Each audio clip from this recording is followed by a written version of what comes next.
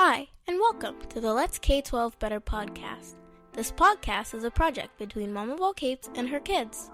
Hi! In our podcast, we will cover a variety of subjects involving K-12 education and family life. We will talk about the ways that parents, kids, and educators can improve K-12 education and family life. We encourage you to join our conversation on social media using the hashtag Let's K12 Better.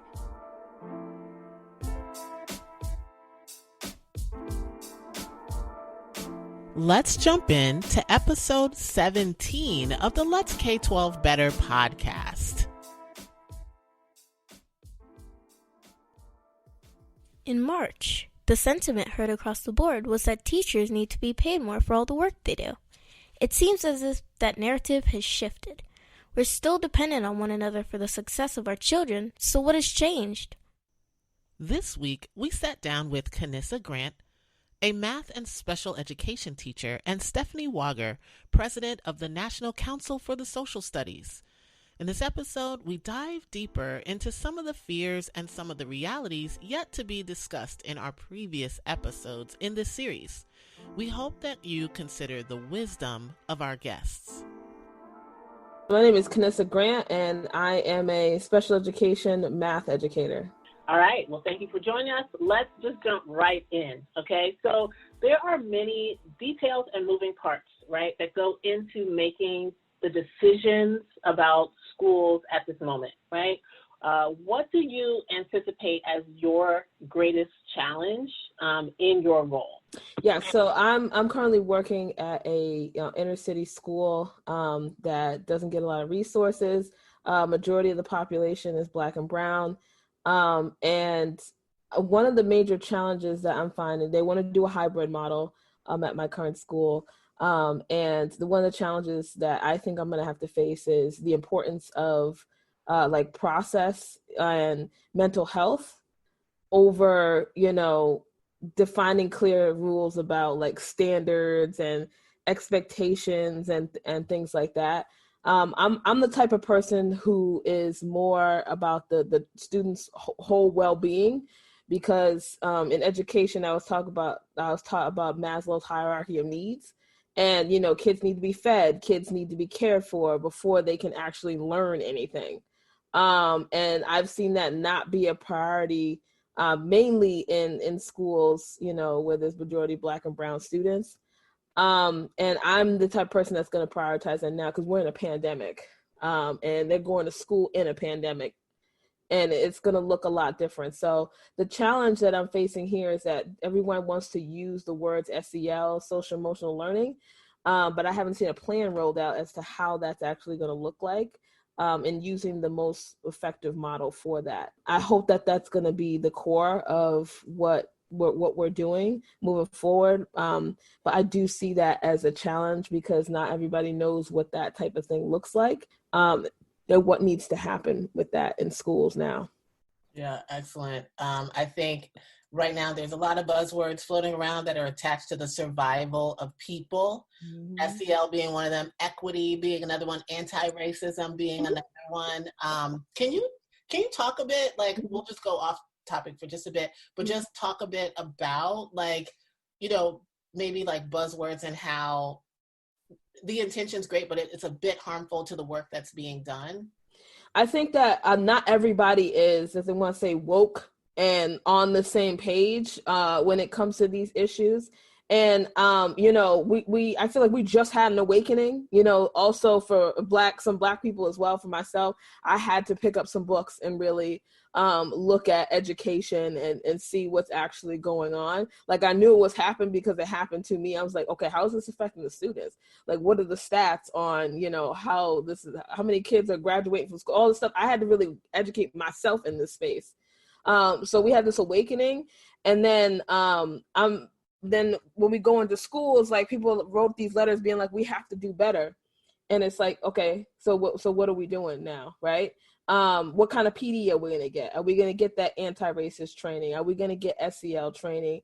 How are we going to center Blackness in our schools? How are we going to dismantle the systems that are, oppressing our Black and brown students? I'm wondering how this change is going to actually happen. It's great to have words. It's great to put it out there and put it in a letter. But in practice, that's where it needs to be emphasized. And education, mainly for the administrators and the teachers and the staff members, is going to be critical and very important. We can't just focus on distance learning, right? That's great. Google Classroom, yes, I think we should focus on that, but also like, how are we going to meet the needs of these kids? Because now, on top, we've already been doing it, teachers, on top of being educators, right? We have to be therapists now. Like, we have to provide mental health support for our students in the classroom. It's just mandatory. It's not optional. Somebody else can't do it for you. And being forced to teach during a pandemic, we also have to learn about health, right? How do we see if something is wrong with the kid, right? We need to send them and know what's going on. We need to know about COVID. COVID needs to be our, along with us, because, when we're teaching in the classroom, kids might not know, okay, oh, I'm coughing, I'm sneezing, I might have a fever, I might not have a fever, I don't know what's going on. Let me send the kid to the nurse and things like that. We need to be aware of these things. And, we still have what I consider large classrooms, because some schools are trying to fit 12 kids in a room, socially distanced. It's not like small class sizes. Like, I'm talking about 5 or 6 kids. We're talking about 12 kids in the classroom, where we all have to be attentive to their needs and their stresses and their anxieties. So that's not going to be easy, teaching. And I'm prioritizing, self-care for my students, and I'm prioritizing their mental health. That's where I'm at. Yeah. All important stuff. I think we don't realize how deep it is for educators to go into the whole child. It's not just their mind, right? It's the whole person. It's whole person building. Yeah. Mm-hmm. Oh my gosh. So, which kind of will lead me a bit into the next question. There are a lot of concerns and fears right now for all involved, obviously. But what are some things that you wish that the parent community understood during this process of either reopening or even just figuring it out, wherever your district or state is?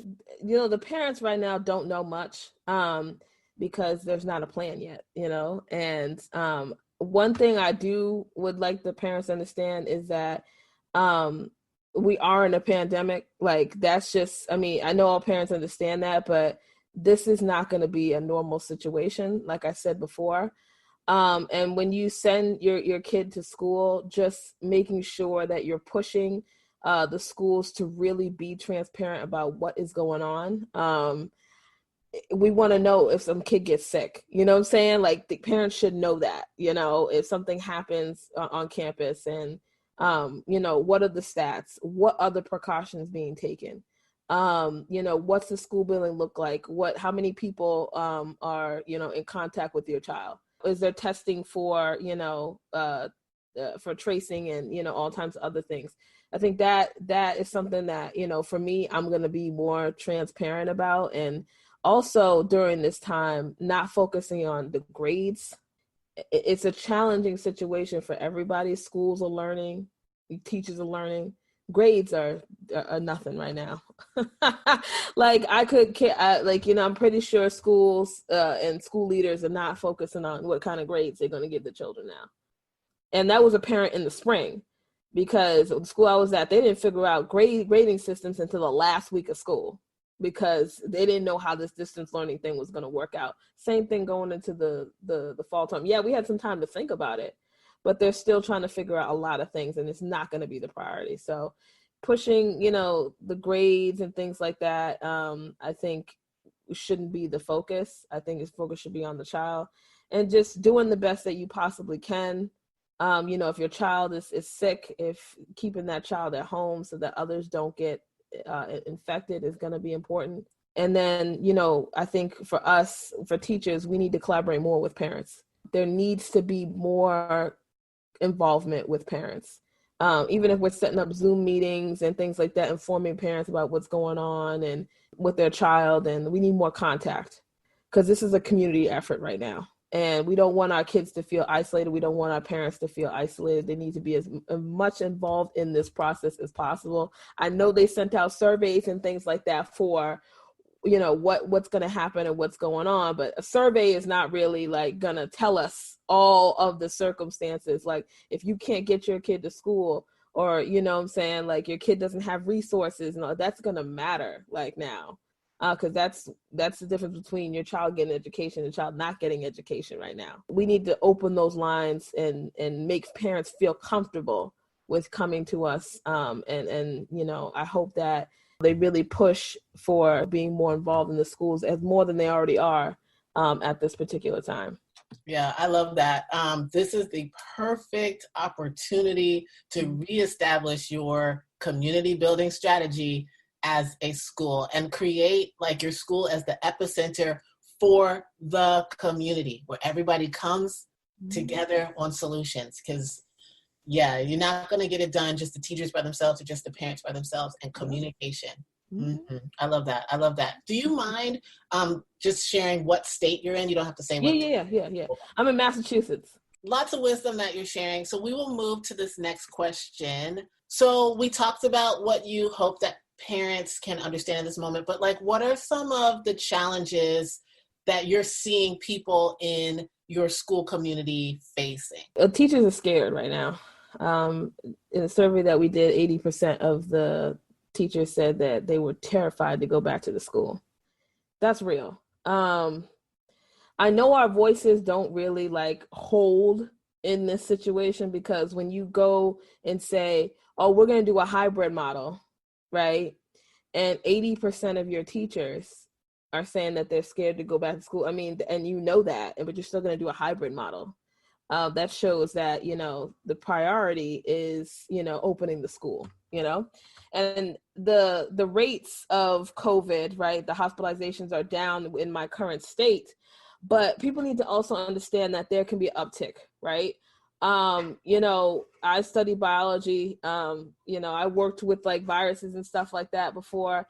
And the thing is like, viruses need hosts, right? And then when you're in a closed environment, right, they're gonna have a lot more options. So if one person gets COVID, like, and we know this, we've seen this, that they're gonna get it. And this is really the scary thing. I think teachers are a lot more aware of this because we have to be in contact with children. This 6 feet apart thing is not going to stand for very much. So I haven't done 6 feet apart in my career ever. Like it just doesn't work. And in the schools, there's this very teacher-centered model where the teacher's in front of the classroom and the kids are spread out and all this. And that is not how we were trying to pivot education. Also, most teachers don't want to teach like that in our schools. Like we're not trying to go back to the 1950s and do, the teachers, the lecturer and those stuff. We want our kids to be engaged, and our kids want to be engaged. And sitting at a desk for, 6 hours is not going to work either. So I'm, while wearing a mask in a hot building, you know what I'm saying? It's like, it's with no airflow. This is perfect for COVID. So I think that, there's a lot of fear going on, and it's very valid. And I'm hearing a lot of teachers not going back to the classroom. And that is unfortunate, because we're already in a place where we can't get teachers in the schools that need it the most. And they're trying to open these schools. And they're saying that this is a part of your job. Kids need this. You need to show up. You know what I'm saying? And then that's it. I think we need to care a lot more about our teachers and what we do. I think for myself, I had to really look inside myself. Like, this is a real test moment, right? It's like, did you really want to be about this job? Like, is this really this is what education is all about? Like, this is what they really bring you here for. People want to call us babysitters. I'm a trained professional. I went to college. I have 3 degrees. I'm getting a doctorate. I'm skilled in teaching children how to learn. I'm not a babysitter. So and there's a lot of things that I don't know how to do in the classroom. I don't know how to work during the pandemic. I'm not equipped. I don't think I'll be equipped. I don't think I'm going to be trained how to teach in a pandemic. That's not going to happen. They're going to give me some tools and going to be like, okay, do the best you possibly can. And that's not how I operate. I operate on research, evidence, and there is none. Like I looked, I do research. So I'm putting in the good faith, being like, okay, I'm going to try to protect myself, and I'm going to try to protect all of the students in the room. And then that also means I have to protect their families too, because these kids are going to go home to their families. And if they get sick, their families are going to get sick as well. So there is an extended, effect of this. And it is terrifying for me. Every day I'm going to go to work terrified. And that's really the struggle, the fear and the anxiety around this. I think you articulated that perfectly in so many different ways. Just thinking about how we do not respect child development, right? And how we cultivate learners, right? Which means that you need trained professionals to do that child development, to cultivate those learners. And also, like every other profession, we say, oh, that requires training. Oh, doctors, that requires training. Teachers require training. It is a craft. Yes. It is a skill. It is a talent. I will say it is a talent, So I just really appreciate how you just laid that out there like that for everyone. So got another question. And when you're thinking about like the disruption of learning, so what you said weaves right perfectly into this next question. So we're thinking about this disruption of learning that with our students, and the inequities that, some people didn't see, but many other people have always seen because they're steeped in it, every day in their work. They see it, they can't unsee it. So we think about these inequities that have been revealed this past spring. Maybe this is a moment to reimagine student learning, right? So do you have any thoughts about reimagining student learning? I get this general fear and anxiety about distance learning or remote learning or computers in general, and how we were not prepared. The school I was at, the teachers were like freaking out about how they were going to teach online. And I had to do a lot of PD with the teachers on how to engage students online, because it's very different than being in the classroom. Yeah, teachers went back to their comfort level, tried to get on Zoom and teach with a whiteboard in the background and do that jazz, right? That's not how these things work. You know what I'm saying? I told people not to do that, because you'll lose kids, and that's not how you engage the students in learning, right? So the thing is, like, I told the teachers to do the best they possibly can, because we were teaching during a pandemic.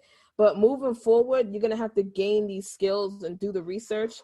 And I had to read all the books, how to do distance learning, how to do blended learning, all this stuff that really mattered to what I was doing. And I had, done online programs. So I was very versed in how to teach online and how to do things like that.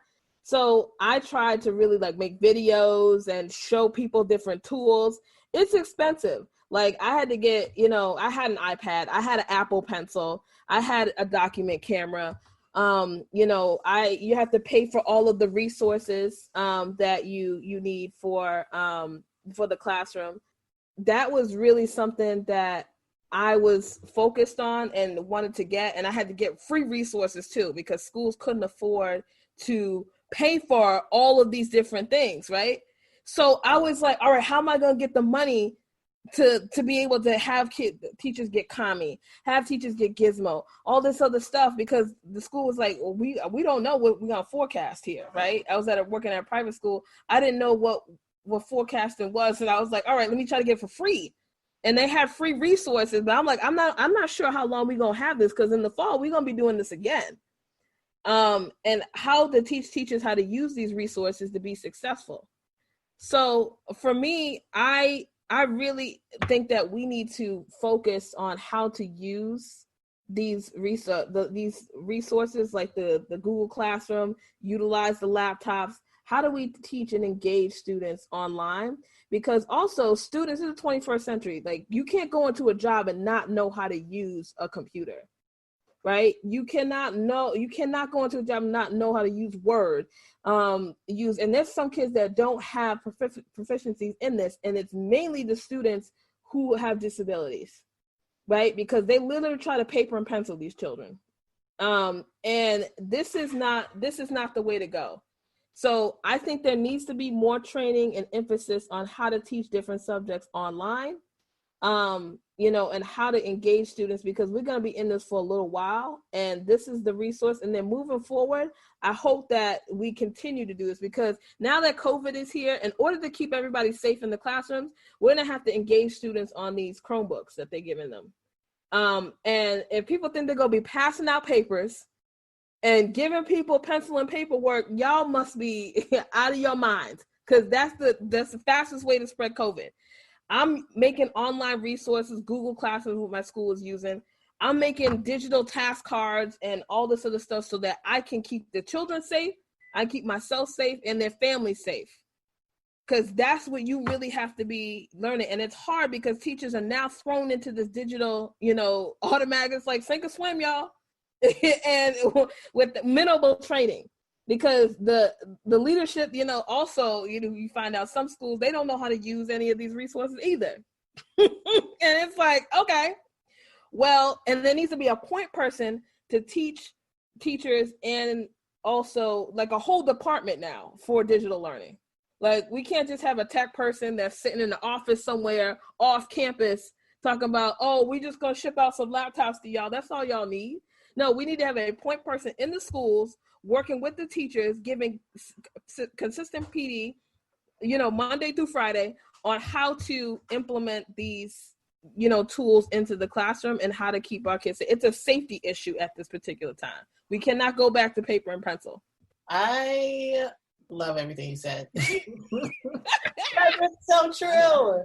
Like, it's so true. And I will say, as a parent who was helping my kid upload on platforms, I was like, can we trickle down some of that PD to the parents as well, right? Because we're like a teacher's aide now. We're not the teacher, right? We are not teaching from home. We are helping our kids and when they need it. That's what we are doing. And so, like, there were moments where I was like, sweetheart, I don't know what I'm doing. And I am extremely technologically savvy, right? Mm-hmm. And I know that there are other parents who aren't, like, I feel for them. So yes, like, everybody needs it. Everybody needs to get some training.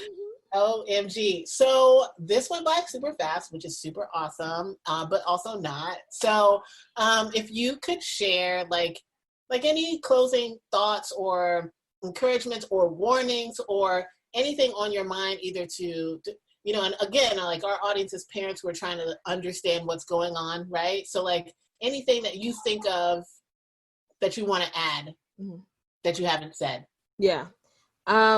I think for parents and teachers who are kind of thrown into this situation, because I feel like those are the main core people who are really putting themselves on the line here. I think that we need to prioritize our safety and our self-care at this particular time. Take that time. If you're not feeling, not just because of COVID, but just if you're not feeling all right and you're feeling stressed, have that feeling.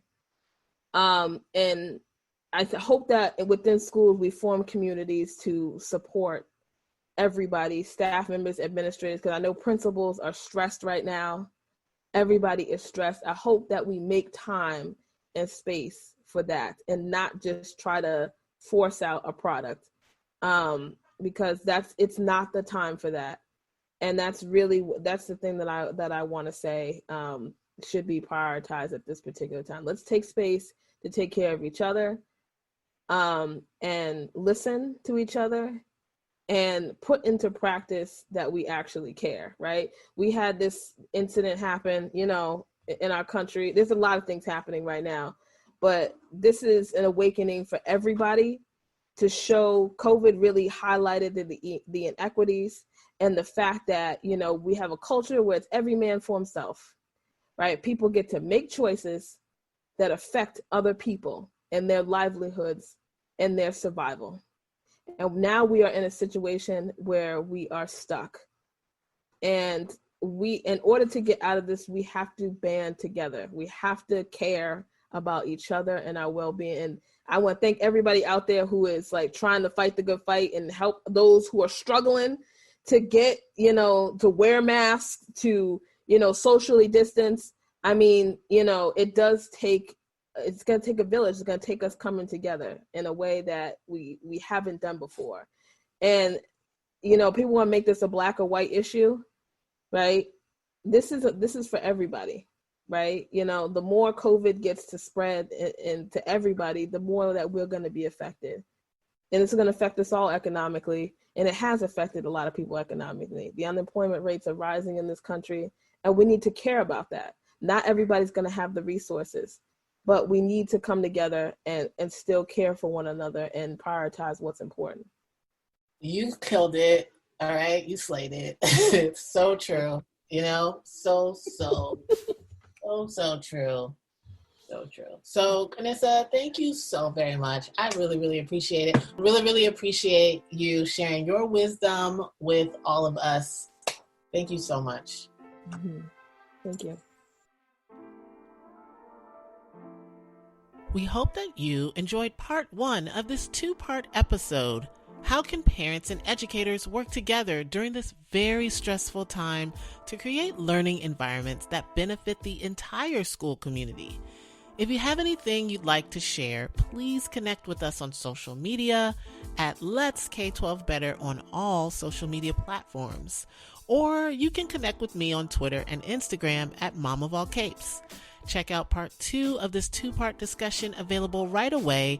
We'll see you in part 2.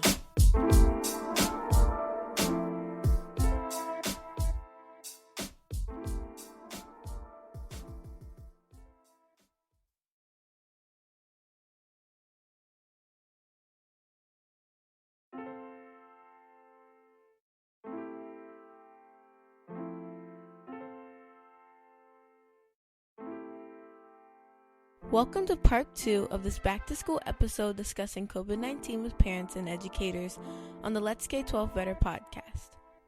In part 1 of this 2-part episode, we heard from educator Canissa Grant. In part 2, we sit down with Stefanie Wager. Please enjoy the discussion in part 2. I am Stefanie Wager. I'm the president of the National Council for the Social Studies and mom to 2 kids, Lincoln and Grace. Yes. Awesome. Okay, so we're going to jump right up in this. So the first question, and just so you know, most of your questions are going to be focused on like you as a parent, right, and who kind of looks behind the curtain or knows what's going on behind the curtain a bit, right? Yep. And hopefully your insights can help other parents, you know, either ease their anxieties or, you know, lessen the anger. I don't know. I'm hoping that we give hope to people in this time. It's an insane moment. Yeah, it is, exactly. Obviously, we just kind of talked about this whole thing of being a person who knows what's going on behind the curtain and knows how the sausage is made, kind of. So, you know, what's one thing that parents can do during this moment to contribute positively to the process of like schools reopening? Thank you. Well, I am a big believer in the fact that I think it's important to talk to your kids in a way that works for them. I think every parent, you know, knows their kids. And I think for the most part, my experience has been, and as an educator, that, you know, kids want to talk about things that they're hearing. And so I think talking to them about what they're hearing, I think it would be hard to imagine that they haven't been hearing about the coronavirus or experienced what happened last spring. So I think as we approach school reopening, talking to them about how school might look very different than what they're used to, and walking through ways that it might look different and how that could be scary, but also how it's important to be, flexible and in life, and just sort of use it as a life lesson, and how different is not bad, just because they might be used to, a certain way that school looks or has looked in the past.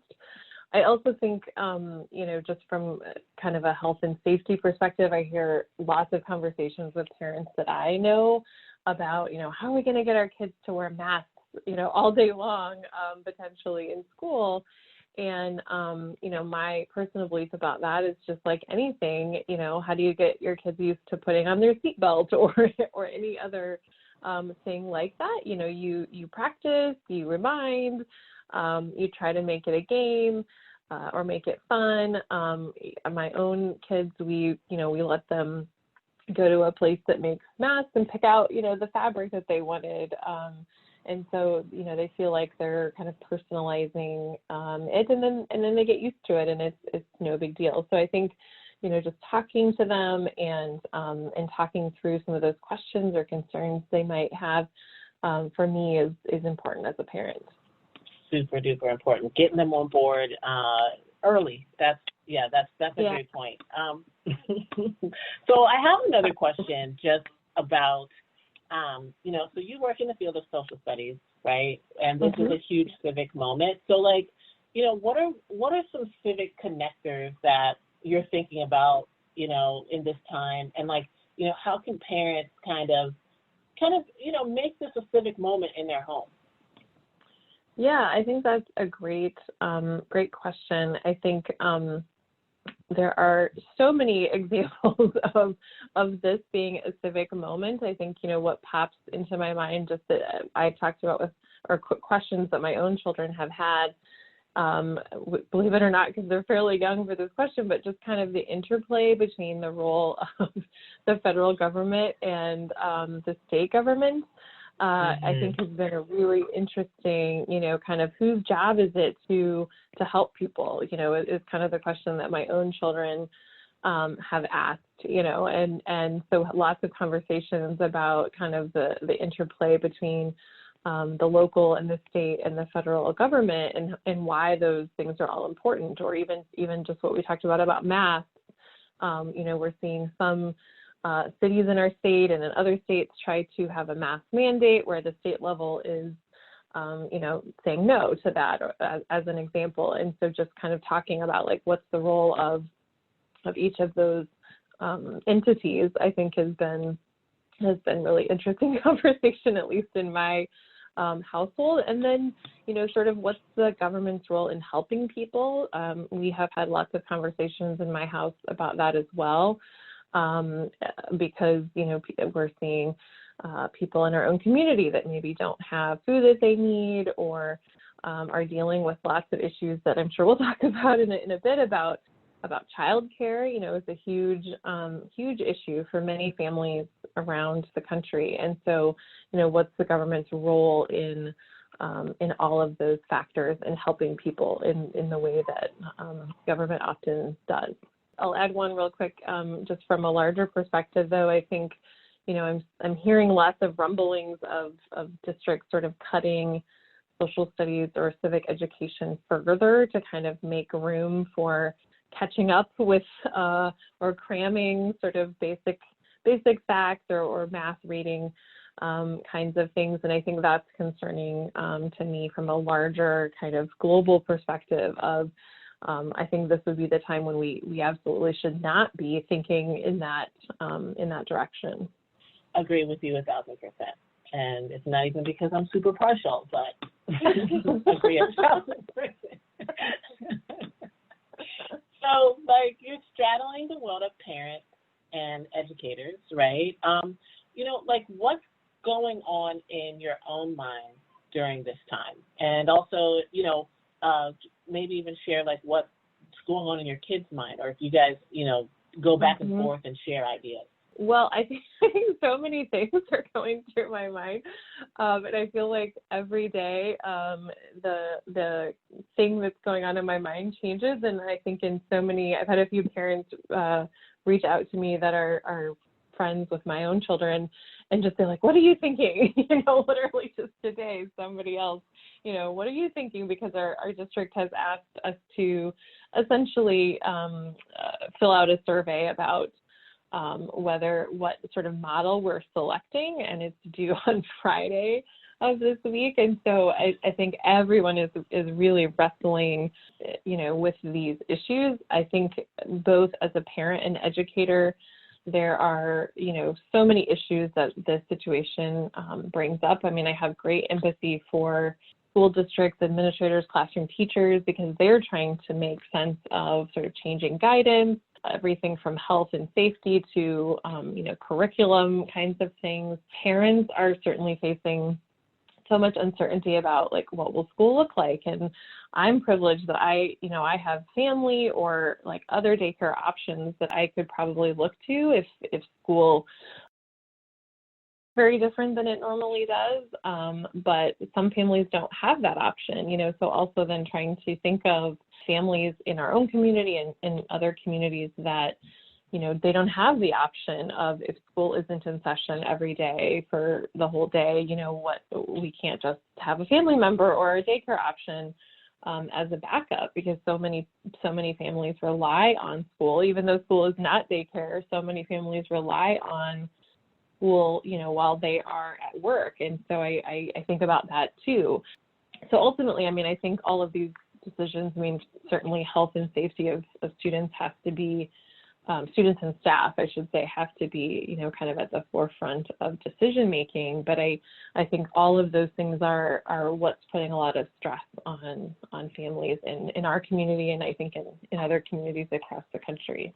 Yeah, I agree. Our district has decided to just say we're virtual, everybody stay home.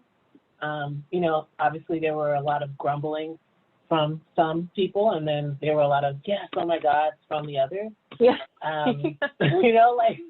Yeah. But it's just, right? Like, you're not going to make everyone happy, which I think is something that we're all kind of learning about and dealing with in this moment too, right?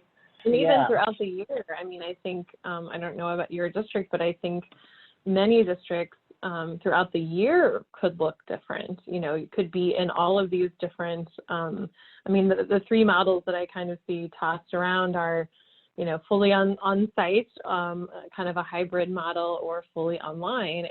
And I guess I'm just envisioning, based off of conversation I've heard, in my state and around the country, that throughout the whole school year, there could be kind of that flux of things happening. And so again, just going back to, really talking to your kids about how it could look different all year long. And we just have to be as flexible as possible in handling all of those. Thank you so much for jumping into that. So if you feel comfortable sharing, what you're thinking about doing with your own kids, obviously mine they're going to be with me. So we're going to have to figure that out, right? Hopefully there'll be less tears this time around. But if you feel comfortable talking about like what some things that you're thinking about, you don't necessarily have to divulge your choice, but what you're thinking as far as what's best for your kids. Yeah, sure.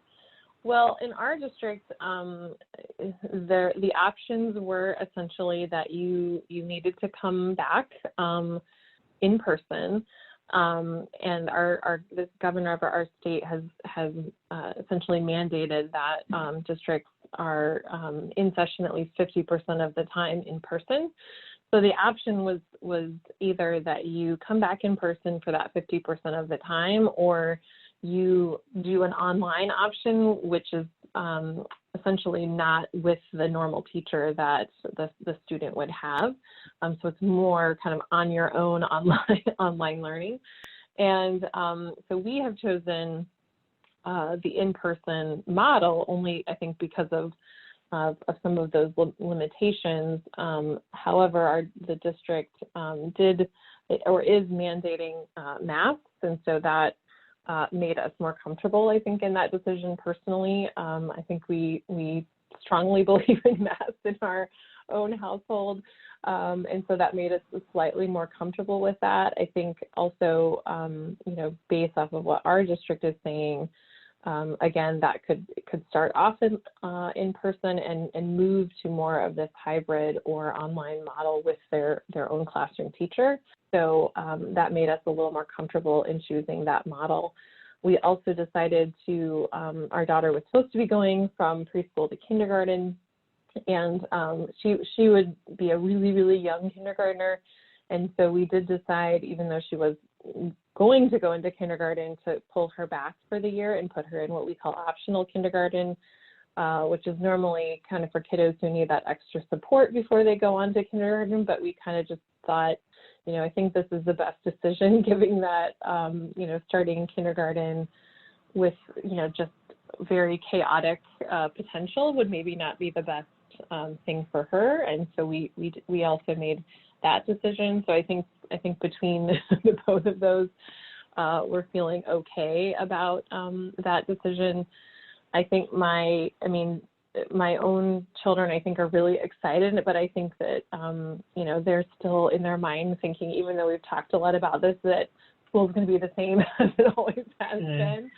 And even just simple things like the school district announced that, students wouldn't be encouraged to bring things from home because they don't want, all of these things that then are being sort of passed around from student to student. And so my own son, who normally is a big Pokemon fan, and he normally takes his Pokemon cards to school, and they do all of the exchanging of the Pokemon cards, among their friends. He was like, "What? I won't be able to do that." And so I think that got him more than any other thing, which was, kind of funny but sad at the same time. So just thinking through all of those little details that could be very different from what a normal year looks like. Mm-hmm. So yeah, that was our decision, and hopefully it was the best decision for us. I think it was, but I think everyone has to really make that decision based off of their situation. And for I have asthma, and that is certainly a consideration that plays into thinking about a lot of these things from a health and safety perspective. There are so many moving parts in this puzzle for each individual family, and then for each and every single community.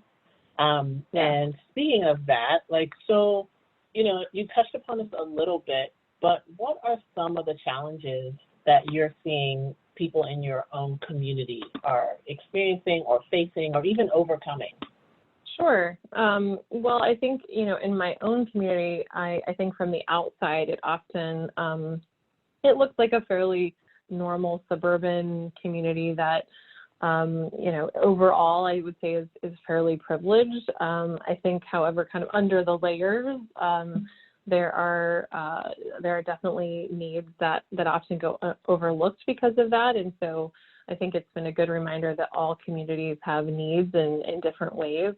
Even just as it relates to our food pantry, this was something that my son was really interested in as he was watching the news, back in March and April, and saying, people seem like they're needing food. He was seeing these news stories of cars, waiting to get food. And so he wanted to collect items from our own neighborhood, and we collected, I think, over 200 items and delivered them to the food pantry. And even, like I said, even though it looks maybe like a more privileged neighborhood, that there have been, with the results of the pandemic, such a need at our local food pantry. And so just trying to step up to some of those kinds of challenges, I think, has been, eye-opening. But I think across the state, across our state, and of course you're seeing this across the country, needs everywhere from, like I said, basic food needs to, childcare and rent assistance, and all of the things that sort of go along with the results of the pandemic. And so a lot of people, I think, in our own community have stepped up. We actually have a lady who's been awesome she makes masks for free, just takes free will donations, and then donates all of that money back to our food pantry. So that's just a great example of like a simple thing, but like a really profound thing that is helping people in multiple ways. And so certainly that is one way, at least in my own community, that people are facing, but kind of stepping up to the challenge for that.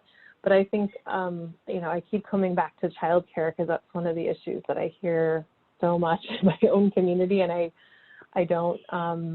think that's a real, puzzle for a lot of people of if I'm being asked to go back to work, in person, and I can't then have my kids at home, or maybe I never had a job where I could keep kids at home with me, and school is choosing these various models. How do I work then, or how do my kids stay home alone? Do I maybe I don't have enough money to cover childcare.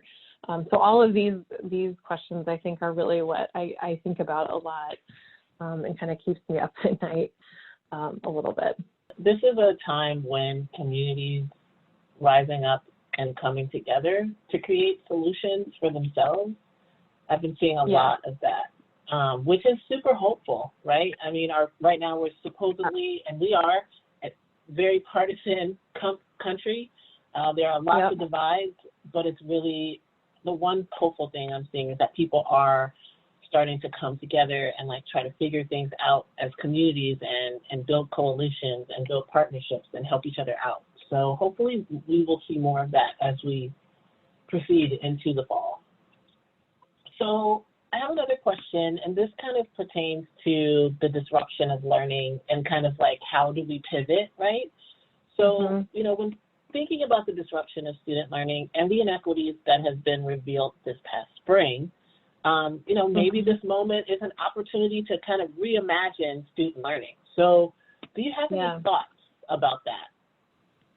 Yeah, I mean, I completely agree with you. I think that this moment completely presents a lot of opportunities. I think, it was really interesting to hear some of the conversation in the spring from so many teachers that said, I really re-examined kind of what I was doing in the classroom, because you really did have to boil things down to like, this is the most important thing for the most part, because you either had less time or you had, you were in a remote environment or whatever it may be. You thought a lot differently about not only kind of what you were teaching, but how you were doing it. So I definitely think it is such a good moment to think differently about what that looks like. I think so many people kind of seized on, I guess I would say, like experiential learning and thinking about, again, going back to the social studies piece, like what is happening all around us. I mean, I'll read this quote that a colleague of mine in Utah wrote to us, and I thought it was really profound. And he said, "I know that most historians agree that all times are historic, but these times definitely seem destined for the history books. In addition, tracking the spread of COVID is a daily lesson in geography. The economic ramifications are going to be astronomical. The political fallout and fault lines are increasingly evident, and the psychological toll is immense. Sociologists and anthropologists will be studying this pandemic for decades to come." And I just thought it was a nice, like in a very short paragraph, way to kind of summarize all of the connections to social studies amongst the pandemic. And of course, the racial injustice we've also been seeing, on the news every night. And so I think we have to think not only differently about what we're teaching, but certainly how we teach it, and think of school as not, necessarily all day, every day, moving from classroom to classroom, but how does that physically look different as well? I think it's something, really important to think about. Like, how can we use our time differently to learn things in a deeper way, and to be more flexible about that time to give, like secondary students, for example, like on the job training and internships and all of these things that I think traditionally sometimes time has been a kind of a roadblock to making that happen. I definitely hope we seize on the moment. I know just from my day job, I think lots of states are trying to find ways to collaborate to create, kind of open access content, because that's, I think, the other thing that has provided a lot of inequity or has proved to be inequitable is the lack of access to, high quality curriculum that, oftentimes is behind a paywall in many instances. And so trying to, collaborate on creating content and things so that these things are more accessible to students, I think is another change that we'll hopefully see in the future. We need new, different solutions because Absolutely. We're evolving. Yeah, it feels like we're evolving, but we're trying to prevent that evolution. So I am with everything that you said. Like 1,000%. So I have another question. So I don't want this to be completely doom and gloom, right? So I want to ask you, like, are there any blessings or any moments that you were like just thankful for, in this moment where you're with your family or, where you had to stop? Mm-hmm. Like, are there any things that you're just like, that was a blessing that came out of this moment? Yeah, well, I mean, I think for me, just personally, I think I feel like it's been like a crazy time, but in some ways it's helped me sort of slow down, if that makes sense. Just being more at home. I mean, I think you find more time. Like I'm not using my time to drive to the office and to, pick kids up from school. And so we've had more time, I think, as a family together, which I have really enjoyed. But also even things like I could read a book now that I never generally get to, a lot of just the things you kind of want to do. So I have really just personally appreciated that, or have really thought of that as a blessing just for me and my own family. And again, just like we did so many things, I think, from like a social studies perspective that we, always have like, we should teach the kids like on our own, more things.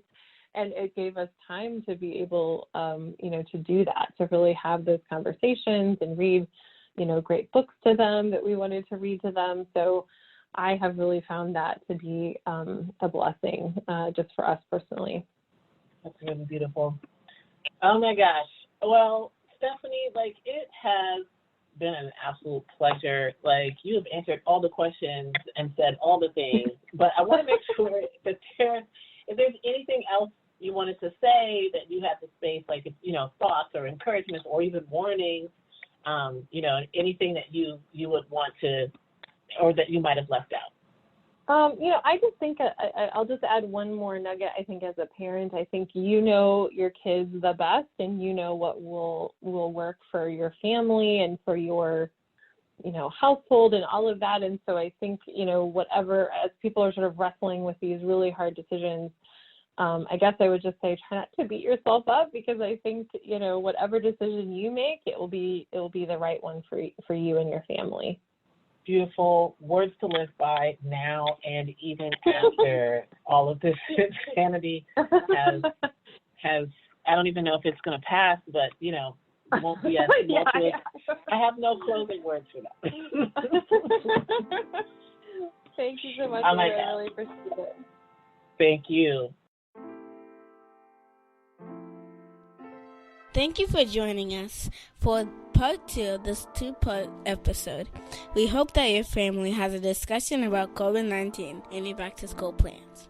If you have anything you'd like to share, please connect with us on social media at Let's K12 Better on all social media platforms. Or connect with me on Twitter and Instagram at Mom of All Capes. If you enjoyed this episode, don't forget to rate and review our podcast. We wish you the best during the back-to-school season. See you next time.